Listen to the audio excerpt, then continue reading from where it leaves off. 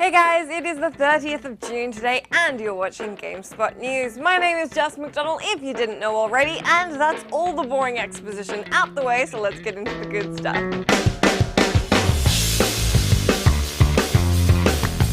To start today off, Nintendo Shigeru Miyamoto has said that unlike other companies, Nintendo has trouble deciding what's cool.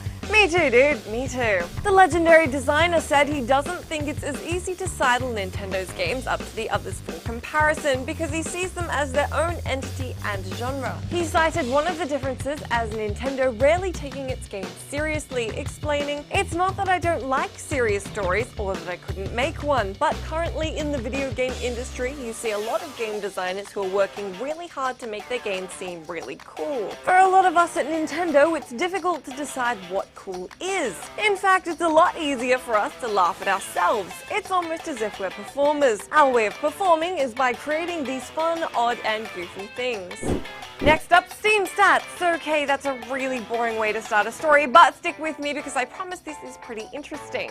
So the PC gaming service just hit a record of over 8 million concurrent users, which is up from the 7.6 million concurrent users 6 months ago, thanks to the Steam Summer Sale. Also, because of Steam's open door policy with user data, we know what games are popular with its users right now. Unsurprisingly, Dota 2 grabbed the top spot with over 566,000 people playing concurrently, while the second most popular is Counter-Strike Global Offensive, which had almost 95,000 players getting stuck into the shooty fun times. Let me know in the comments which other games you think are up there on the most played list.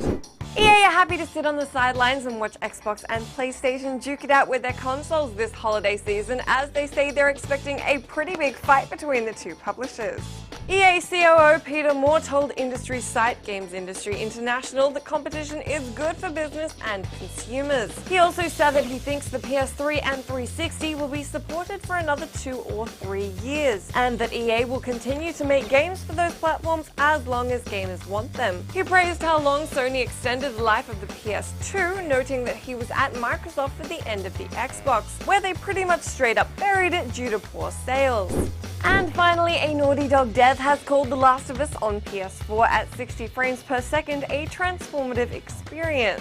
Designer Kurt Margenor tweeted, "Played some The Last of Us at 60 frames per second tonight for the first time. 60 frames per second cutscenes and all. Transformative. I'm a believer. Don't think I can go back." Co-director Bruce Straley and Neil Druckmann also had a Twitter conversation that started with Straley saying, "I had a dream in 60 FPS last night. Hashtag TLOU Remastered." Druckmann then replied, "What if I told you that was no dream? Hashtag believe." The hints are pretty subtle, but I think we can assume this means a 60 frames per second Last of Us Remastered is go.